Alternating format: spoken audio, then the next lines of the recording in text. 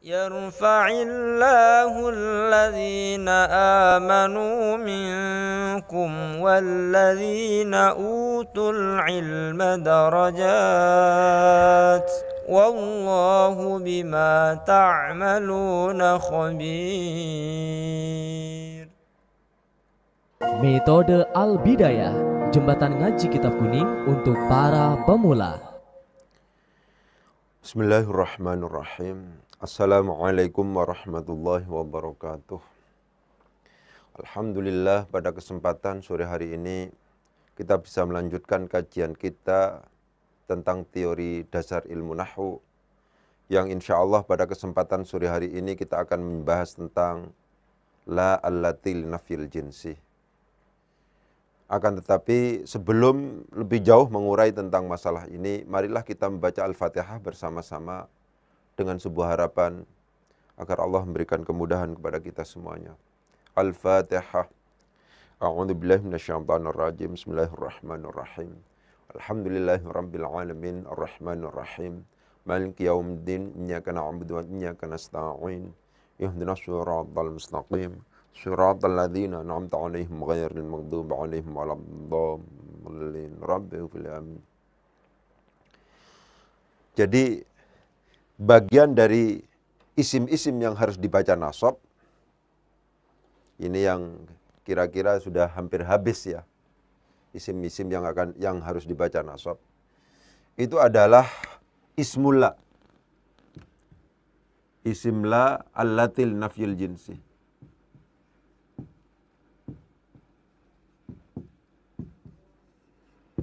Itu begitu. Karena demikian kita harus paham tentang apa la allatil nafyil jinsi itu. La allatil nafyil jinsi itu adalah lam yang beramal sebagaimana pengamalannya inna. Dalam hal ini adalah tansibul isma wa tarfa'ul khabar, akan tetapi dia khusus masuk pada isim nakirah. Jadi dari aspek amal dia sama persis dengan inna, ya, yaitu tansibul isma wa tarfa'ul khabar. Kemudian karakteristiknya, kalau inna itu adalah masuknya jelas-jelas pada isim ma'rifat karena awalnya itu adalah mubtada khabar, begitu ya. Kalau ini khusus memang harus pada isim nakirah ini, ya, khusus masuk pada isim nakirah.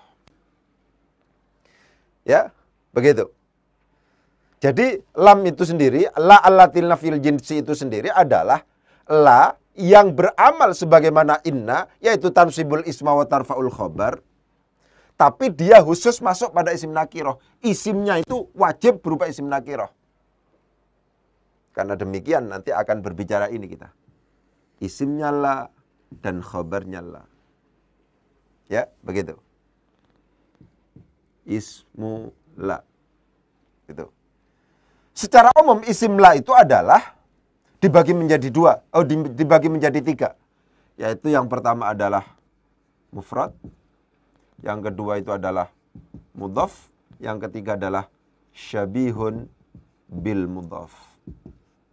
Itu semacam itu. Jadi mufrad, mudhaf, dan syabihun bil mudhaf. Contohnya la rajula fid dari. Ini mufrad. Yang mudhaf, la taliba ilmin fid dari. Yang syabihun bil mudhaf, la taliban ilman fid dari. Ya. Ini diperhatikan. Saya ulangi lagi. La allatil nafyil jinsi adalah la yang berpengamalan sebagaimana inna, yaitu tansibul isma wa tarfa'ul khabar. Tapi dia khusus masuk pada isim nakirah. Karena demikian ketika kita berbicara tentang la, pasti kita akan membahas tentang apa itu isim la, dan bagaimana pembagiannya, dan bagaimana juga nanti khabarnya itu pembagiannya seperti apa. Ya. Isim la pembagiannya ada tiga. Ada mufrad, ada mudhaf, ada syabihun bil mudhaf. Dalam konteks ini, saya kepingin tegaskan sekali lagi bahwa hati-hati menerjemahkan istilah mufrad. Mufrad tidak harus selalu dilawankan dengan tasniyah atau jamak. Tidak. Dalam konteks, ini saya ulang lagi, mufrad. Kalau dalam konteks kalimah, memang mufrad itu lawan dari tasniyah dan jamak. Kalau seandainya kita berbicara tentang hal, kita berbicara tentang khabar, kita berbicara tentang na'at, maka yang dimaksud dengan mufrad itu adalah lawan dari jumlah. Tapi ketika kita berbicara tentang munada yang sudah kita lewati, dan juga berbicara tentang apa namanya, ini isim la allatil nafil jinsi, itu ya, isim la allatil nafil jinsi,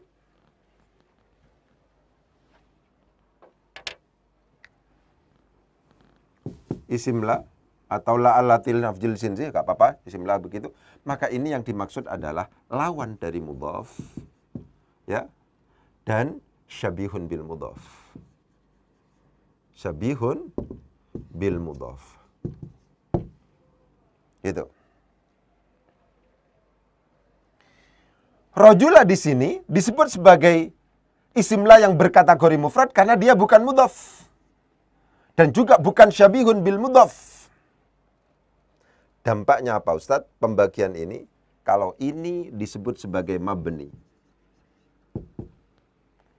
tepatnya adalah mabniun ala ma yunsabu bihi.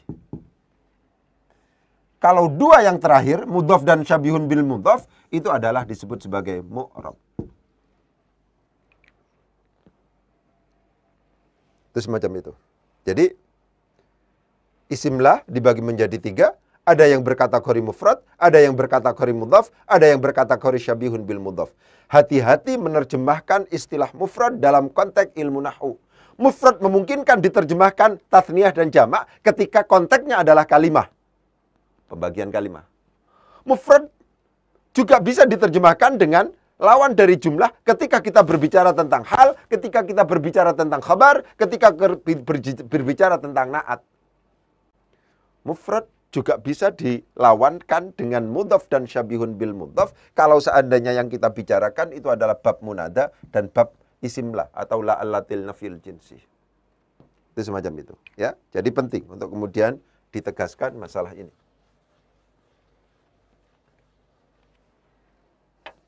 Itu. Jadi isimlah allatil nafil jinsi, la rajula fid dari. La rajula, tidak ada laki-laki, adalah maujud. Di sini khabarnya. Fiddari, tetap di dalam rumah. Rajula di sini menjadi isimlah. Menjadi isimlah. Karena menjadi isimlah, la pengamalannya sebagaimana kana, ya, maka dia dibaca nasab. Cuman di sini berkategori mabni. Lebih disebabkan ini di sini adalah mufrad. Bukan berbentuk mudhaf, juga bukan berbentuk syabihun bil mudhaf. Kenapa kok kemudian istilah yang muncul adalah mabniun ala ma yunsabu bihi? Mabniun ala ma yunsabu bihi. Kok tidak langsung saja mansubun, kenyataannya ini di fathah? Saya ulangi lagi. Kenapa ya ketika isimlah berkategori mufrad, maksudnya bukan mudhaf dan syabihun bil mudhaf, itu sebutannya adalah, hukum i'rabnya adalah mabniun ala ma yunsabu bihi, dimabnikan sesuai dengan tanda nasabnya. Kok tidak langsung saja disebut mansubun, padahal jelas-jelas ini berkatakan la rajula, fathah di sini. Kan bisa jadi disebut sebagai mansub. Ya. Dalam konteks inilah konsistensi berpikir dari para ulama itu memang dipertahankan. Dalam konteks inilah harus saya tegaskan, konsistensi berpikir para ulama itu dipertahankan oleh para ulama. Maksudnya apa? La rajula fid dari di sini terjadi keanehan. Ya. La rajula fid dari terjadi keanehan. Kenapa? Rajula yang menjadi isimnya la itu tidak ditanwin. Padahal tidak ada alasan untuk tidak mentanwinnya. Sebagaimana yang kemarin kita tegaskan pada saat kita berbicara tentang munada. Sebuah kalimat isim itu, sorot di sini ya. Kenapa kok kemudian tidak ditanwin? Misalnya, sebuah kalimat isim itu kenapa kok tidak ditanwin? Lebih disebabkan karena dia ada alnya. Lebih disebabkan karena dia dimudhafkan. Lebih disebabkan karena dia isim ghairu munsharif. Ada 3 alasan ini. Ya. Sebuah kalimat isim tidak ditanwin itu lebih karena ada alnya, mudhaf, dan isim ghairu munsharif. Rajula ini tidak ada alnya, bukan juga tidak dimudhafkan, dan juga bukan merupakan isim ghairu munsharif, tapi realitasnya tidak ditanwin ketika menjadi isim la. Padahal ketika rajula ini kemudian tidak menjadi isim la allatil nafil jinsi, itu ditanwin. Contohnya, ja'a rajulun. Ra'aitu misalnya rajulan, ditanwin ini. Isim nakirah berupa rajulun ini ketika tidak dalam konteks menjadi isim la allatil nafil jinsi, ini ditanwin. Lah di sini tidak ditanwin. Ya kan? Para ulama mencoba untuk memberikan rasionalisasi. Iya, ini tidak ditanwin. Memang nggak ada alnya. Memang la rajula di situ bukan isim ghairu munsharif dan tidak dimudhafkan. Ya kan? Memang itu. Tapi ini tidak ditanwin lebih disebabkan karena kalau seandainya tidak ada alasan lain, maka mabni itu menjadi alasan yang terakhir. Ya, ini berhukum mabni. Mabniun ala ma yunsabu bihi. Mabniun ala ma yunsabu bihi. Itu semacam itu. Sebuah kalimat isim itu kemudian tidak ditanwin berarti ada tambahan alasan. Karena ada alnya, karena dia dimudhafkan, karena ia berupa isim ghairu munsharif, dan yang terakhir karena dia berhukum mabni. Ini dianggap berhukum mabni. Untuk 2 yang terakhir, mudhaf dan syabihun bil mudhaf kategori isim la, itu tidak ada alasan, tidak ada yang aneh. La taliba ilmin, memang harusnya tidak ditanwin ini. Kenapa? Karena ini dimudhafkan kepada ilmin. Berarti benar memang tidak ditanwin. La taliba ilmin. Ini rasional, ini tidak aneh. Tidak sebagaimana la rajula, di mana dia tidak ada alnya, dia tidak dimudhafkan, juga bukan berupa isim ghairu munsharif, tapi di sini tidak ditanwin. Inilah alasan kenapa kok untuk yang pertama itu disebut sebagai mabniun ala ma yunsabu bihi, sedangkan 2 yang terakhir itu langsung disebut sebagai mu'rab biasa. Dibaca nasab, tanda nasabnya dengan menggunakan fathah biasa itu. Jadi ada perbedaan antara la rajula fiddari dengan la taliba ilmin fiddari. Ada perbedaan. Apa? Di sini disebut sebagai harokatul bina. Ini fathah di sini tidak menunjukkan bahwa dia dibaca nasab. Kalau di sini disebut sebagai harokatul i'rab. Berarti fathah di sini menunjukkan bahwa dia dibaca nasab sebagai isim la. Kenapa? Karena di sini disebut mabni. Mabniun ala ma yunsabu bihi. Di sini disebut sebagai mu'rab. Berarti apa? Ini disebut sebagai harokatul bina. Ini disebut sebagai harokatul i'rab. Itu semacam itu. Penting untuk kemudian ditegaskan seperti itu. Ya. Jadi isim la itu ada 3 macam. Ada yang berkategori mufrad, ada yang berkategori mudhaf, ada yang berkategori syabihun bil mudhaf. Hati-hati menerjemahkan istilah mufrad. Mufrad itu adalah bukan mudhaf dan bukan syabihun bil mudhaf. Mudhaf itu adalah idhofah begini. Syabihun bil mudhaf itu apa? Syabihun bil mudhaf itu maksudnya diserupakan dengan mudhaf. Maksudnya apa? Ini terdiri dari 2 susunan kata, di mana antara yang satu dengan yang lain tidak bisa dipisahkan, sebagaimana susunan idhofah tidak bisa dipisahkan. La taliban ilman, itu juga tidak bisa ini. Ada kaitan antara ilman dengan taliban ini. Karena ini menjadi ma'mul. Ini dipaksa dibaca nasab itu karena ada taliban ini yang beramal sebagaimana fiilnya. La taliban ilman. Ya. Jadi syabihun bil mudhaf itu maksudnya diserupakan dengan mudhaf. Maksudnya apa? Ini terjadi dari tidak 1 kata, tapi 2 kata misalnya, ya.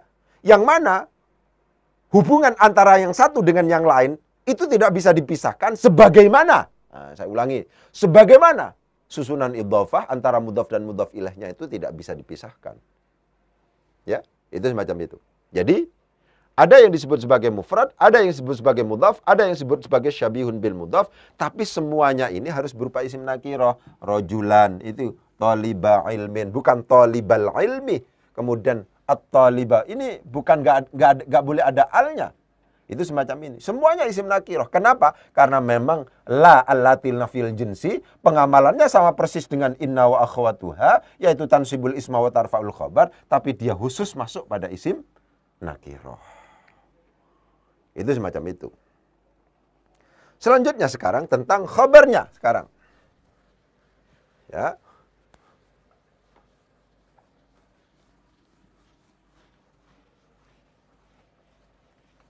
Khobarnya sekarang.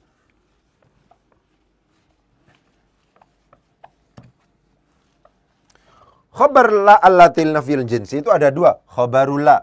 Seperti yang tadi saya katakan. Bahwa lam ini adalah memiliki pengamalan tansibul isma wa tarfa'ul khobar. Kita sudah membahas isimnya inna atau isimnya la. Sekarang kita membahas tentang khobarnya la. Khobarnya la itu ada dua kategori. Ada yang maklum, maksudnya maklum di sini istilah yang kita buat itu adalah meskipun tidak disebutkan, orang sudah paham, itu maklum. Majhul itu kalau seandainya tidak disebutkan, orang tidak paham. Ya. Begitu. Misalnya di sini la rajula fiddari. Yang menjadi khobar adalah lafadz maujudun yang meskipun tidak disebutkan, orang sudah paham. Maksudnya berada memang ini. Tidak ada orang laki-laki yang berada di dalam rumah. Kata-kata berada ini apakah disebutkan atau tidak disebutkan, orang sudah paham. Yang dimaksud tidak ada orang laki-laki di rumah itu yang tidak ada orang laki-laki berada di dalam rumah. Berada di sini adalah sifatnya umum. Yang karena keumumannya itulah kemudian dia meskipun tidak disebutkan sudah maklum. Pada saat yang namanya khobarnya la itu adalah berkategori semacam ini, di mana meskipun tidak disebutkan orang sudah paham, sudah bisa menyimpulkan, maka di sini kategorinya adalah wajaba hadfuhu, ya wajib dibuang akhirnya. Karena meskipun tidak disebutkan, orang sudah paham, orang bisa menyimpulkan. La rajula, ora ana wong lanang iku maujud, iku maujud. La rajula, tidak ada orang laki-laki adalah maujud di dalam ini yang menjadi khabar fiddari, di dalam rumah. Kata-kata maujudun disebutkan atau tidak disebutkan, orang sudah bisa menyimpulkan, yang karena demikian maka ini disebut sebagai maklum. Lah ketika yang namanya khabar itu adalah bersifat maklum, maka wajib hadfuhu, maka dia wajib dibuang. Ada juga yang berkategori majhul. Misalnya saya katakan, la rajula. Bukan berada. Saya mau mengatakan tidak ada orang laki-laki bepergian pada hari ini. Kata-kata bepergian, ya kan? La rajula musafirun misalnya, kata-kata musafirun di sini, kalau seandainya ini dihilangkan, kemudian hadzal yauma misalnya, kata-katanya begitu saja, hadzal yauma pada hari ini misalnya, ini akan apa namanya? Akan berkesimpulan lain, karena musafirun ini kalau seandainya tidak disebutkan, orang tidak akan paham.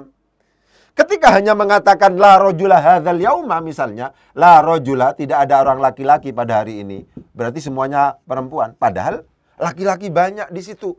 Kenapa? Karena yang saya maksud itu adalah la rajula musafirun. Tidak ada orang laki-laki bepergian pada hari ini. Kata-kata bepergian ini, kalau seandainya tidak disebutkan, itu adalah tidak dipahami oleh orang. Inilah yang kemudian disebut sebagai majhul. Ketika kategorinya majhul, maka wajib dzikruhu, maka wajib untuk kemudian disebutkan. Kenapa? Karena kalau tidak disebutkan, pasti salah paham orang. La rajula musafirun fiddari. Oh, hadzal yauma misalnya. Tidak ada orang laki-laki bepergian pada hari ini. Kata-kata bepergian itu tidak sama dengan berada. Yang kalau seandainya kata-kata berada ini dibuang, itu tetap aja orang paham. Tapi kalau seandainya musafirun di sini dibuang, sehingga menjadi la rajula hadzal yauma, akan salah paham. Yang dimaksud itu tidak ada orang laki-laki pada hari ini. Padahal banyak, karena nggak ada yang bepergian. Itulah yang disebut sebagai maklum dan majhul dalam konteks khabar la. Khabar la itu dibagi menjadi dua. Ada yang maklum, maksudnya maklum itu karena bersifat umum, itu meskipun tidak disebutkan orang sudah faham. Berarti itu sudah diketahui. Ketika kategorinya seperti itu, maka wajaba hadfuhu, maka wajib untuk kemudian dibuang. Ada khabar la yang berkategori majhul. Maksudnya apa? Kalau seandainya tidak dibuang, kalau seandainya tidak disebutkan, itu maka orang nggak faham. Itu yang saya katakan, misalnya saya mau mengatakan tidak ada orang laki-laki bepergian pada hari ini. Kata-kata bepergian kemudian saya buang. Sebagaimana maujudun dibuang. Pasti orang salah faham. Akhirnya berbunyi la rajula hadzal yaum. La rajula hadzal yaum. Bukan hadzal. La rajula hadzal yaum. Misalnya. Maka pada akhirnya akan salah faham. Yang saya maksud itu adalah tidak ada orang laki-laki bepergian pada hari ini. Tapi karena kemudian itu dibuang menjadi tidak ada orang laki-laki hari ini. Padahal orang laki-laki banyak di situ. Kenapa? Karena nggak ada yang bepergian. Itu semacam itu ya. Jadi ada isim la, ada khabar la, dan seterusnya. Jadi la allatil nafil jinsi itu adalah la yang berpengamalan sebagaimana inna, tapi khusus masuk pada isim nakirah.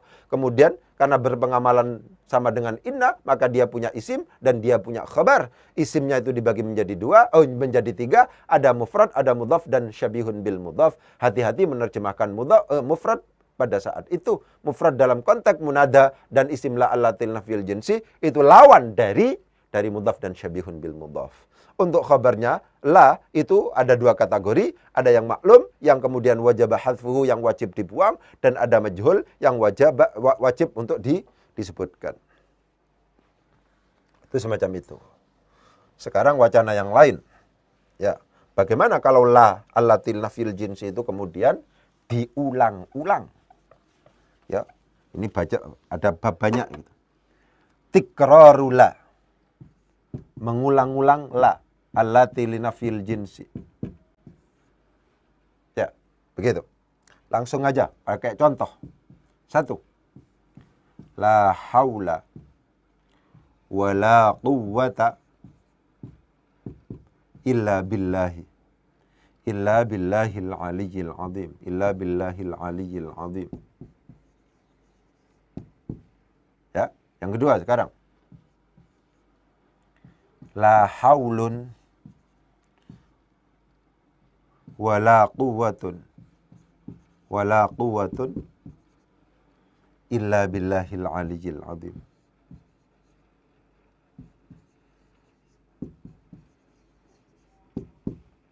Ya, yang ketiga sekarang. La haula wala quwwatun. La haula wala quwwatun illa billahil aliyyil azim. Illa billahil aliyyil azim. Ya, yang keempat sekarang. La haulun wala quwwata. La haulun wala quwwata illa billahil aliyyil azim. Illa billahil aliyyil azim.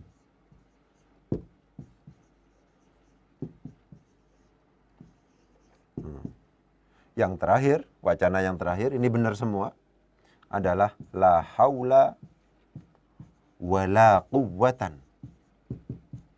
illa billahil aliyyil azim.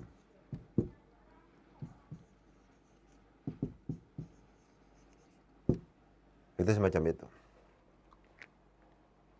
Jadi, dari contoh ini, kalau seandainya ada pengulangan la allatil nafil jinsi, buktinya ini masuk pada isim nakirah, maka ada dua kemungkinan.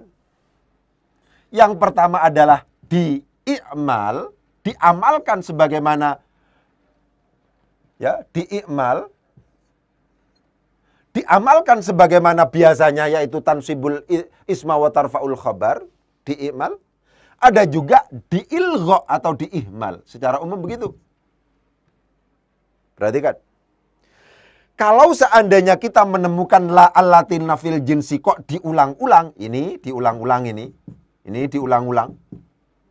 Tidak satu kali masuk pada isim nakirah yang berbeda ini. La haula wa la quwata illa billahil aliyil azim misalnya.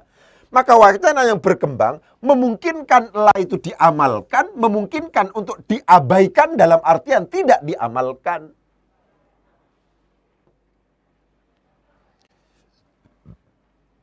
Kalau diamalkan bagaimana? Ini contohnya. La haula wa la quwata. Ini diamalkan. Yang tidak diamalkan bagaimana? La haulun wa la quwatun. Ini la sama sekali tidak dianggap sebagai la allatil nafyil jinsi yang memiliki pengamalan tansibul isma wa tarfa'ul khobar. Akan tetapi dia masuk pada isim nakirah sama sekali tidak dianggap itu ketika sudah ada pengulangan. Boleh seperti itu.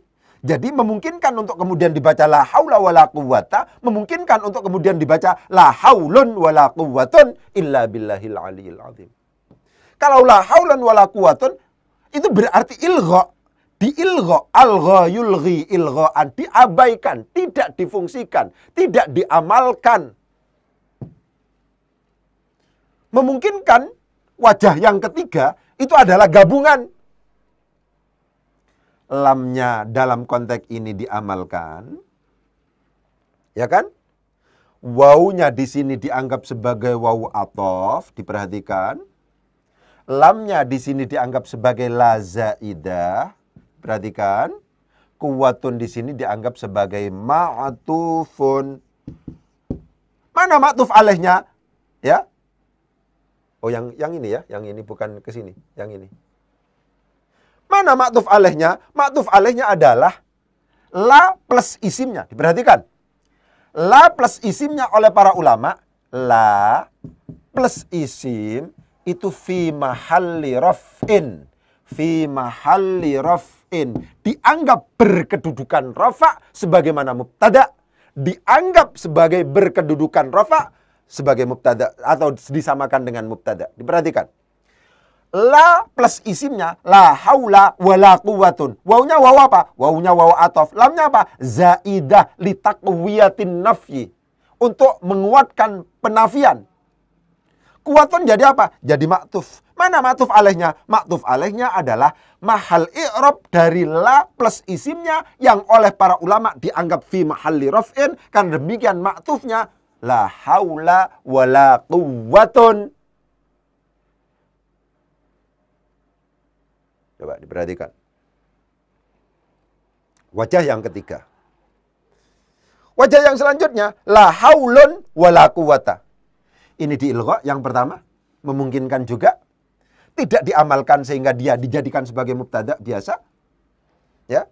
Wala quwata, sedangkan yang kedua tetap diamalkan sehingga ini beramal. Wala quwata. Ada ilgha plus i'mal. Ilgha plus i'mal. Ilgha plus i'mal. La haulun wala quwata illa billahil aliyil azim. Ada juga bacaan yang selanjutnya adalah la haula wala quwwatan. Wawunya dianggap sebagai wawu apa? Wawunya dianggap sebagai wawu athof. Lamnya dianggap sebagai apa? Lamnya dianggap sebagai lam zaidah. Quwwatan dianggap sebagai apa? Dianggap sebagai ma'tuf. Diatofkan kemana? Diatofkan kepada isimnya la. Bukan la plus isimnya. Tapi isimnya la. Isim la yang berkedudukan nasab. Perhatikan. La haula wala quwwatan. La haula wala quwwatan. Kenapa kok dibaca quwwatan? Ini athof. Mana huruf athofnya? Wow, lamnya ini apa? Lamnya zaidah namanya. Karena kalau seandainya kita menemukan la, ya, dan jatuh setelah waw athof dan didahului oleh nafi, itu ciri bahwa lam yang ada di situ adalah lam zaidah. Jadi sangat memungkinkan memang ini dianggap sebagai zaidah. Ya. Saya ulangi lagi. Ketika lam itu kemudian diulang-ulang, tikrorula, maka wacana yang berkembang di situ bisa diamalkan atau i'mal, bisa diilgha. Kalau diamalkan bagaimana? La haula wala quwwata illa billahil aliyil azim. La haula tidak ditanwin di situ, wala quwwata illa billahil aliyil azim. Berarti beramal itu dua-duanya. Boleh. Alternatif kedua, Ustaz. Alternatif kedua dibaca tidak diamalkan sama sekali. La haulun wala quwwatun dengan menjadikan haulun sebagai mubtada. La haulun wala quwwatun. Ya. Jadi dijadikan sebagai mubtada biasa. Gitu. Berarti lamnya tidak beramal. Mungkin akan ada pertanyaan, kenapa kok bisa mubtada itu berupa isim nakirah? Mubtada memungkinkan berupa isim nakirah apabila ada musawwirat. Salah satu musawwirat itu adalah didahului oleh nafi. Ini sudah didahului oleh nafi ini. Itu semacam itu. Ya. Bisa juga dibaca bagaimana Ustaz? La haula wala quwwatun, gabungan. Tidak 100% di i'mal, tidak 100% di ilgha. Ada i'mal dan ilgha. La haula wala quwwatun. Wawnya dianggap sebagai waw apa? Waw ataf. Lamnya dianggap sebagai lam zaidah. Quwwatun ma'tuf. Ma'tuf kemana? Kepada mahal i'rab dari la dan isimnya, yang oleh para ulama lam dan isimnya itu fi mahalli raf'in. Karena demikian ma'tufnya juga harus bermahal rafa, sehingga la haula wala quwwatun.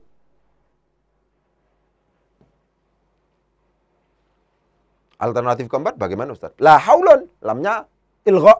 Ilgha itu diabaikan. Haulun langsung jadikan mubtada. Wala haula, jadi apa ini? Ini jadi la alatil lafil jinsi biasa, yaitu tansibul isma wa tarfa'ul khabar. Ini di i'mal. Ilgha i'mal. Ya. Kemudian yang selanjutnya adalah i'mal dan ma'tuf.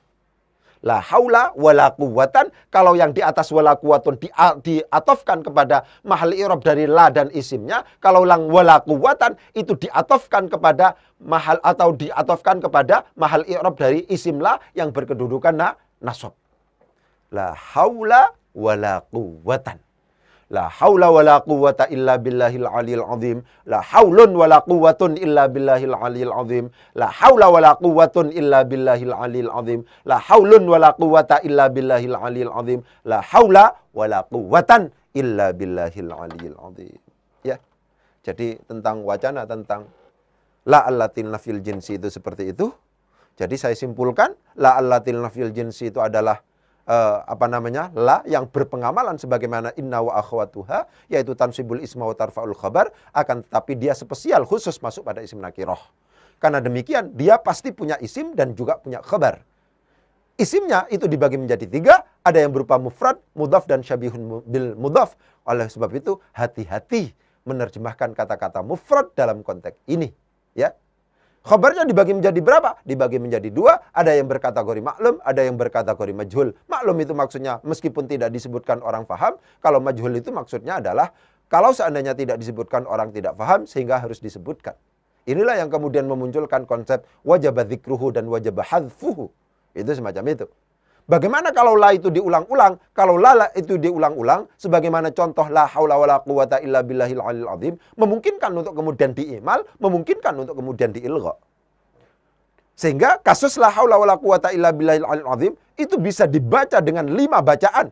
Bisa la haula wala quwata illa billahil aliyil azim, semuanya imal.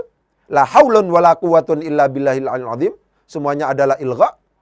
Ya. La haula wala quwatun, i'mal dan atof diatofkan kepada mahal i'rab dari la dan isimnya. Kemudian la haulun wala quwata, ilgha dan i'mal.